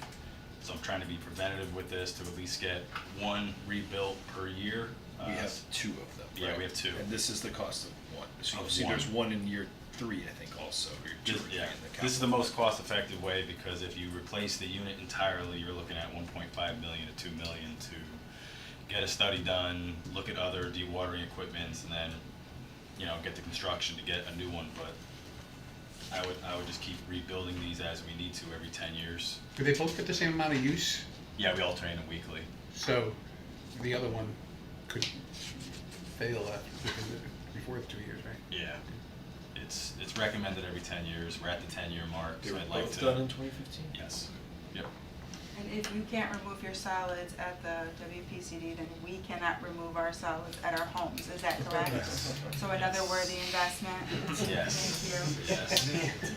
I'm just trying to drive home the Yep. point why our spending and government spending is important. This is not, They, we're being 36 we're years old. driving the points home. Yeah. Is there a way to gauge over the next few years with all of the development that's incrementally coming into town, the increased pressure that it's putting on our sewage treatment plant? Like as a development goes online, the increase that size of development puts on, I guess, per gallon? Well, we could quantify the gallons at the pump station, like the Dickman Road pump station. Yeah, we know how many gallons are coming in there every day, and we could do an annual assessment to see how much is coming in, maybe a So you loading. can do a timeline to see when a development goes online and the increase Yeah. average, I'm not talking about, to the ounce, but something that would give us an idea of how much the development in town is increasing our need and use of the existing services. Yeah, we could do like a benchmark one would be the Stone Bridge. We could Yes, have that pump that's- station. I just drove through there Yeah. today and there's a lot Once of it's people all already living fully there. online, we'll have a daily flow, we Because can do remember, that one had annual its own flow. pump station with it, so that one's easier to calculate. But paid for by us as part of the TIF 7 million? No, the developer built that. They paid for it, but They're getting a tip, they're getting part of they're the getting a tip. portion Yes. back, I don't know Yeah, exactly portion, how much yeah. is. But that does In a carry, roundabout way. that, Did I that, just say that? yeah, that. That's correct. That system carries enough capacity for the rest of the northern part of Cheshire that wasn't previously serviced. So the development in its entirety was awarded a specific amount of the capacity for that pump station, with the remainder being reserved for the existing residential development on Birches and the state property, along with anything else that's in Cheshire on that side of 691. So they do, when they design these developments, is the way they go through the WPCD and they come to the table with the calculations. If it was a residential development, they'll have calculations based on the number of residents and the capacity needed to service those Who as part maintains of the. those pump stations? The pump stations are maintained by the WPCD, once they're taken over by, after the development is complete. So, in 2 years' time, it's gonna be another pump station that you'll be in charge of maintaining. He's already. We're already in doing charge it. of We already, the town Yeah. accepted Yeah. it. Yeah, it's been online for a while. Okay. We go there, yep, once, twice a week, we service it, so. So within the last year or two? Yeah, Okay. so we do have, hydraulically, we know what's coming into it now. When the project's finished, we'll have a better idea of gallons. And then if the council wanted, we could do like a, what's called a loading, which is, you know, the pollutant amount, and, you know, we can kind of try to gauge how much that project has added. Awesome, I'm just very curious about Yeah. the amount of pressure that new developments put on existing services. How are the prison gauges doing? They're good. It's nice to have a working flow meter. They're working now? Yeah, yeah, so we do know exactly how much is coming over to us. So Did we have to get reimbursement from them for what? I think that's up to Merrick. I think it's in the process of seeing if we undercharge them, yes. But that's about all I have for the belt filter press. If anybody had any more questions. You're welcome to tour the Belt Filter Press. Yeah, you can always come. It is the one room Yeah. that I would not recommend. Yeah, it's the worst. Come on. I guess moving on to the Moss Farms pump station upgrade. I think that's on 230. Yeah. This is really just due to the age. It was constructed in 1994. It's at the end of its 30-year life cycle. We're asking for, similar to what we did in Elmwood, we're gonna try to do a lot of it ourselves, get the pumps replaced, the level sensing, HMI screens, try to really lessen the burden of the full upgrade that it needs, building, roof, you know, generator, maybe driveway, but like I said, this station's at the end of its useful life. The pumps, all the controls are 30 years old.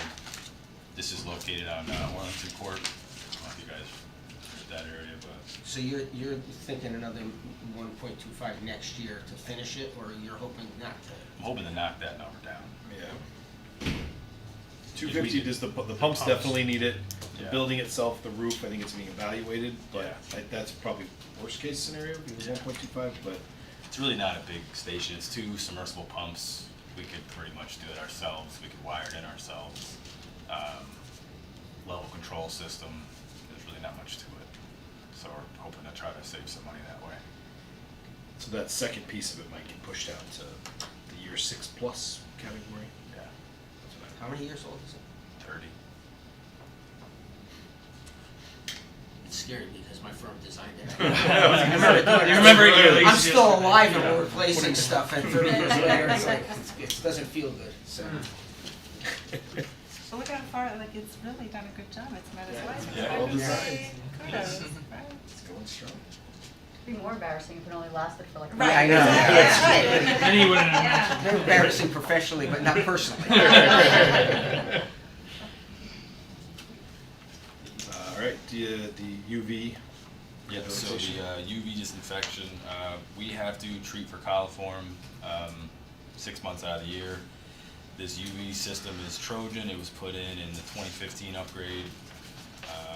Unfortunately, a lot of work on it was deferred from 2015 till about last year.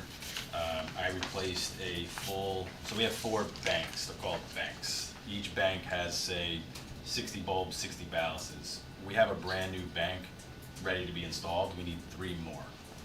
this would cover the remaining 3 banks with all controls, automation, and everything. This is a permit compliant number. If we don't get this done and the other banks start to fail, like I know they will, we will violate and we will be sending out E. coli and coliform to the Quinnipiac River. So it's very important. Dave said to me earlier today. Let's not do that. Of the last Yeah. 3, probably right up there with I&I certainly, but this is the priority project. Yeah, You said this was the it's- number 1 priority. Yeah, it's all proprietary stuff from Trojan. Each bulb is about $500-600 a bulb, and that's not a ballast. It's like 1,000. So it's pricey, but you do get about 10 to 15,000 hours out of a new bulb. We're 10 years out, so you do the math. They're all ready to get replaced. We're on kind of borrowed time here with this one. Is that a yearly? I see the same amount for both columns, so it's, That's just updated. Okay. So No, those 2 that's columns just- are yeah. just the same first year, where it was when I proposed it back in March, and what's changed in the last 4 months Okay. to today. Is that another thing, like one of those low-hanging fruit that could potentially be, we change one bulb every year and then kind of stagger it instead of That's being- what was supposed to be done, Okay, and that was kind of ignored. So now you're Before. forced to do a wholesale replacement. right, Yeah, that's usually covered in the operating budget, so the idea is, once it's all new, the bulbs themselves have hour counters on them, so we can Right. track when Right. is this one gonna, so every year on the operating budget, I would allocate money to get 10 bulbs, 10 ballast, and replace them as they go. Instead, it was deferred for 7 years, yeah. 7-8 years. Is there any criteria per our charter as to what constitutes an operating expense versus, capital, is there a criteria that we really should be following more stringently, or? We have a capital budget policy. So Okay. the policy dictates what meets the threshold of so it's a council adopted policy. Yep. What meets the minimum requirement for a capital project. I will say the town has both not updated that in about 30 years. So the bare minimum project's $110,000. It's been that for 30 plus years. I can certainly make an argument that the minimum project, just to have the scale and the number of these lowered, 100,000 30 years ago, right, it's probably 300,000 or 400,000, if not more, by now. And I'll say, again, we're very used to the way we do the capital budget. I could go on and on about this. Yeah, exactly. There are many municipalities where when they get into the capital budget, they're considering a total of 8 projects, or 7 or 8 projects. I mean, we've had years where we've approved 32. We have a lot of smaller capital projects. In a perfect world, I think you'd have, I said this earlier, maybe 10 to 12 larger projects, and everything else is being funded. Right. So, but no, there's no minimum requirement. I mean, there's standards. There's certain requirements we have to meet with bond counsel and other things in terms of what qualifies as a capital. We often check that with our bond attorneys to make sure things are still eligible.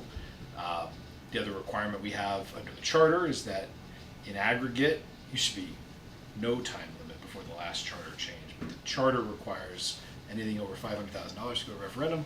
But also, if you look back in the prior 5 years, so you can't piecemeal, a project Right. for 200,000 and then Right. 200 the Right. third time you have to go. So that's Right. part of our policy. But other than that, it's just sort of philosophical and best practices.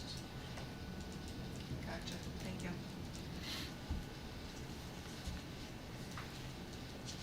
All right, and the last project under this would be the HVAC. So this was not one that I think I bumped this out a year. Dave can make a very strong case that I this- think from our meeting that we had there, we could all make a strong case for it. Yep, exactly. It's almost been a year since we had working HVAC in the ops building. We kind of just had space heaters set up all throughout the building all winter to keep us warm, and then now we have no AC, so we had to actually retrofit window units because the plant has the windows that slant out. You can't just put a unit in, so we had to make wood frames. We got a little mechanical, and we got some window units in, and then service calls. Yeah, the service calls, I think I added up $60,000, and it still doesn't work. I was gonna say, this one I would encourage you to, as soon as we approve the budget, to like start work on this one You also immediately. remember that as part of the last plant upgrade, there was this seemingly creative solution to try to use the heat generated from the effluent Yeah. Yeah. to supplement the heat. Yep. Yeah. It's a Which plan. sounds great until it stops working and nobody Doesn't can sound service great. it. No, it doesn't sound great. Thank you. It sounds way too kind. It sounds terrible. It's what we did. No one died. That's true. That's Could always one be of the worse. reasons why we didn't go with the Amoresco this time, with the Yeah. energy performance. Not surprisingly, the heat exchanger plugs up with Yeah. Solid Yeah. stuff. So which building are you gonna do with this, the first one, the We're looking to administrative do building? the ops building immediately, which is where all our SCADA servers are, Yeah. to keep those cool, our shop. And then I think the admin would be right behind it, because the very admin nice hasn't of you. worked. Yeah. So you're gonna do the admin second then? Yeah, So you don't have enough money for that according to the original budget? to get both of them done, we would not, no. And it seems like a lot of money. What are they doing for that? I mean, it We seems didn't like. have enough money to fund the design. Silver and Petroselli did a design, they got it over to Merrick. So the design's done, I think we just need to put it out to bid. And but- they think it's gonna be this kind of money? Yeah, I think they're going with Yeah, the mini ductless splits. mini splits. Yeah. The, What, you know the what he's. design for what they came back with for, our initial intent was close to 600,000. Without, by using the existing Chiller, ductwork, it you're was a saying? chiller. By, well, it was retrofitting in a air-cooled chiller system, which would have been mounted to the roof of the ops building, removing all of the effluent heating system, replacing it with new boilers. You need updated VFDs, which is these vane-controlled vents, electrical, the whole 9 yards, and that was just too astronomically high. So we asked them to look back at more economical solutions, and so the mini splits it's appropriately sized for the different areas within the ops building, so you can get full coverage with like 5 or 6 units, where you might have one exterior unit covering 2 interior units. So it does heating and cooling. There is an option in the future to potentially put in alternative heating options. So this system currently would definitely get us air conditioning, would get us, appropriate heating in the winter, but you can also add on in the future for alternative heating. But 275 gets you all of the new mini splits, condensers on the outside, the interior units mounted. It's some electrical. You gotta. That's just for the ops building. Yes, correct. Those are all electrical then? Yes. Yep. But they're high efficiency heat pumps. To do the admin building, it's about the same? Probably not as much, Probably less, it's but less it's square footage. same concept. Yeah. We have an LG tech scheduled to come out, so there's only, the system we have is LG. There's only one LG tech in the whole state. We have him coming out, it's like a 4-week wait, so that's why we decided just put window units in, because by the time he gets out, summer's almost over, How so. far was it in the last week? It was 92 in my office. That's why, like, I would actually try to look into see how much the whole project would cost. Right. I don't think the employees should be having to deal with that kind of work environment. Yeah. I'd like to get the cost to do the admin do building. both of them. Yeah, I think Is that, this in front of the building commission? Because I don't remember No, this talking wasn't about this. one that was referred to the Public Building Commission. It wasn't. No. I think Merrick at that point had already, had some evaluations being done by Silver Petroselli at the point that we were referring from. I'd be curious to see what the estimates and things look like, just because. if you can get up to, I'd keep it under 500. I hate the idea of mini splits. I mean, to take those existing buildings and put mini splits on them, it's just, to me, it's. Well, the admin building currently has mini splits. That's how it was designed and. Yeah. Was design mini Yeah. splits, how many years ago was that? That was the 2015 15 upgrade upgrade. when they built that building. All that would really get changed. They're failing already. Oh, yeah. If anything, what would happen with the admin building is the ducting would remain. the new VFDs will be installed for whatever system we would go with. I think they recommended what, Mitsubishi? Yeah. Yeah, so you'd get a Mitsubishi VFD, temperature sensors and the controllers and new condensers on the outside. So that cost shouldn't be anywhere near the 275 you see here, which is for the office building. It's a larger space. Probably, I don't know really offhand what that would be, but it's definitely gonna be under 100,000 for admin. You got 250. So we can still keep it under the referendum amount. Yeah. Probably. I think we really should look at that, because I think it's just not right to keep employees sweating, and then, I agree. and I've just read, 10 years though is a very short time for those, aren't they? I talked to the tech that always comes out, Yeah. he said it's usually about 10 years. Really? 10 to 15 years Yeah. on a mini split. I mean, if it's being used to the way that they're leveraging Yeah, it it for goes. both heating and cooling. And we've done all the preventative maintenance, we have NEC that does all the filter changes and everything every year. So they've been maintained. Right. It's just, But all failed. The LG units are in particular failing faster because they also have a very limited supply chain parts. So if you want a replacement part, it doesn't come off the shelf in the warehouse here. It gets made and shipped from South Korea. So even like the simplest component that you need for your regular maintenance, it's a 6, 8, 10-week lead time to get your replacement part from That's South why Korea. we had no heat in the winter, because the part we needed took 2 months. We ordered it in November. Yeah.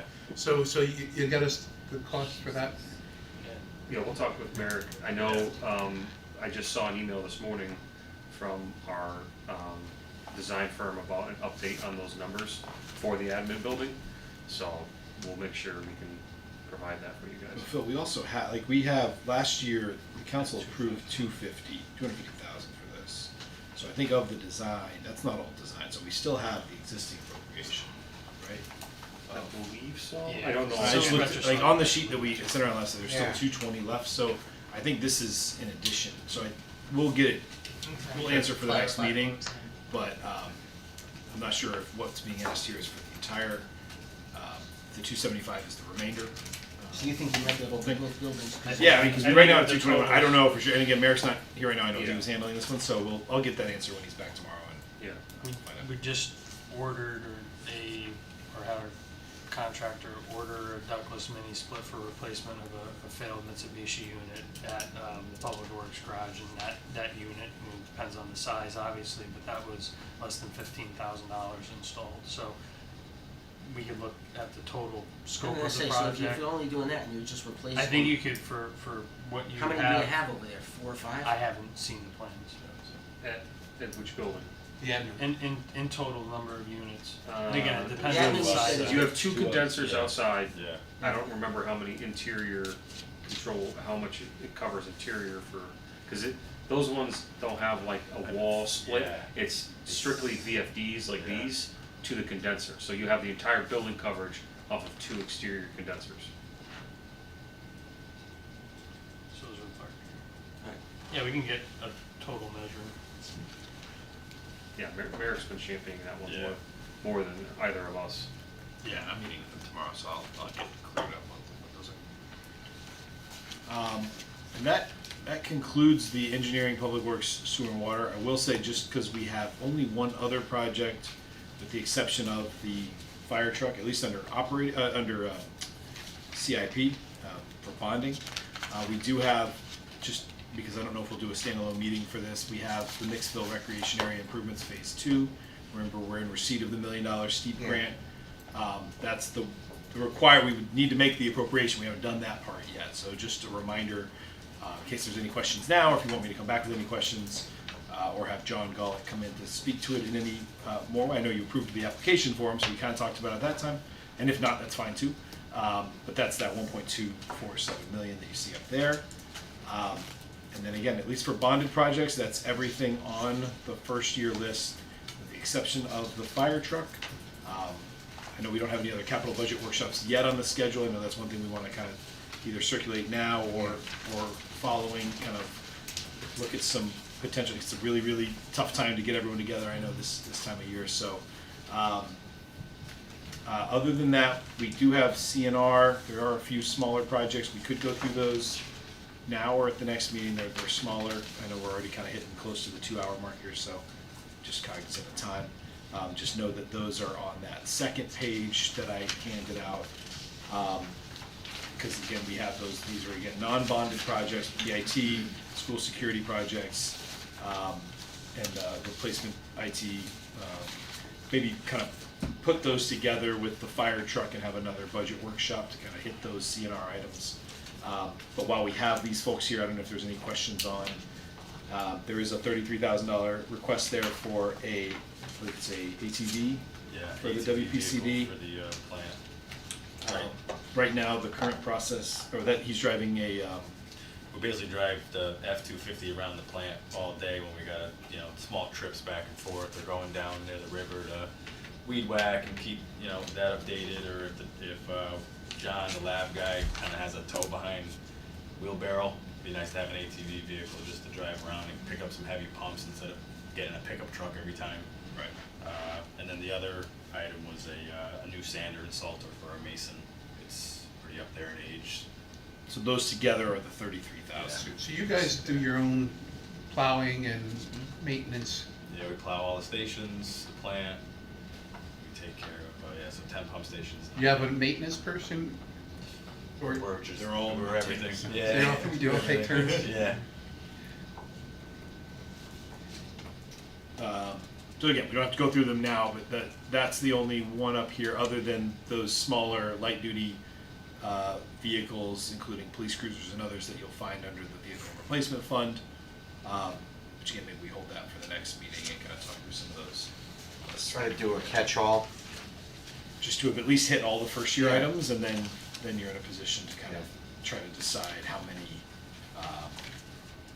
referendum item projects you want to have and what your total approval looks like. Any questions or requests? Otherwise, we can maybe throw out some. I know Noel had sent out a doodle poll, I think, on a number of other meeting nights. There weren't a lot of other great options in the next few weeks. Open to your thoughts. I think in some years we've kind of paused for a few weeks and kind of come back closer to later in August. If that's better, or if you'd rather look for another time in late July, or just try to wrap it up. That's going to depend on availability, I know, so I'm open to your thoughts. My thought is we need to finish the first year, and then I'd like to do a kind of an overview deliberation, call it whatever, and then do approval following that.